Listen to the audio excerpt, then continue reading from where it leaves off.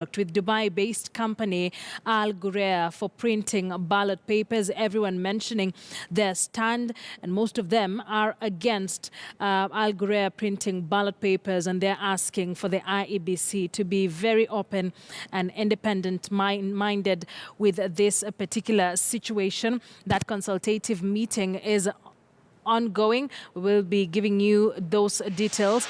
But NASA, on the other hand, is also giving an address on the same. Let's listen in to one of their lawyers, Paul Ndung'u. From Jubilee. Instead, what we meant was that the Commission seemed not to have addressed that issue. Instead, they gave us a report that totally escaped and washed away the allegations that had been made. We thought that they would have asked their own officers who had been implicated in this matter to take a position on and possibly respond to the Commission regarding those allegations. No such requirement has been made of them. They have not had any questions raised to them about the allegations.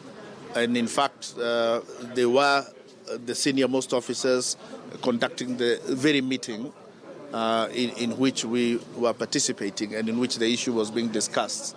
Overall, as a result of that, the position that we have taken is that we shall not be accompanying any of the other representatives to Dubai, and we shall not be participating any further in any meeting regarding the printing of those ballot papers until IEBC satisfactorily deals with the allegations that were made and confirms whether that contact that has already been proved to exist was improper and takes a position regarding that improper contact. There was a general consensus among all the other participants that it is not possible to continue with the contract with Al Ghurair printing these ballot papers in the light of not just the evidence that has been presented, but also the perception. And Commission itself admitted that even at the time they were awarding this contract to Al Ghurair, they already had very negative public perception. And we were questioning how, knowing that perception are that important in politics, how they could go ahead to award the contract to a company that already had very negative public perceptions. So for now, that is the position we are on, and maybe Mheshimiwa will add something to that. No, really, Senior Counsel Paul Mwangi has captured it, Senior Counsel Paul Mwangi has captured it.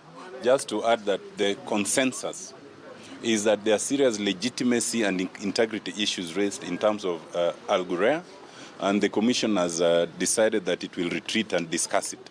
It is important to note that several suggestions were made, including the possibility of going back to some of the companies, some of the 13 or more companies that had already been proposed in the restricted tender, which was terminated by the PPR, and which they can go back to in terms of direct tender.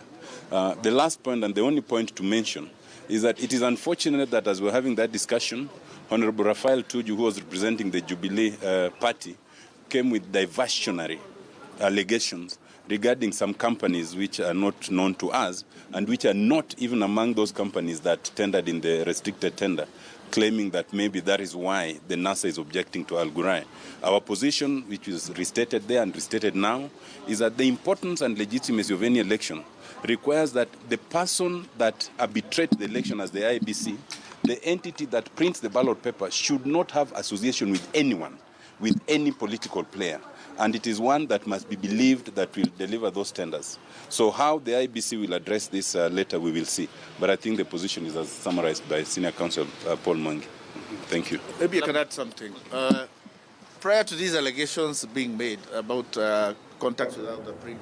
All right, lawyers affiliated to NASA or the NASA lawyers, they're giving the stand of the party. They say they will not be negotiating any further with the IEBC. They will not heed to the earlier request by the IEBC for parties to send representatives to Dubai and take a look at how the whole process is ongoing.